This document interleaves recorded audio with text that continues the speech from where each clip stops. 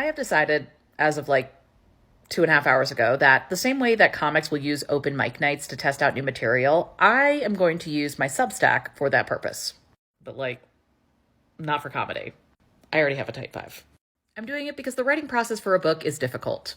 So I'm going to use my Substack to play around with some of the things that I am working on, researching, half-baked ideas, and see where they go. I just launched my first series, which is all about the British media, the British royal family, and racism in reporting. I'm kicking things off by going back to the relationship between Dodi and Diana. And yes, we are going into the archives. God, I love terrible headlines from articles from the late 90s. Here's a short excerpt from part 1. It didn't take long for the inklings that something wasn't quite right with Dodi to seep into stories. One journalist writes that Dodi, invariably described as 5'10" and handsome, is actually shortish, pudgy, and extremely hairy. Hairy is a common refrain in Diana and Dodi's short-lived romance.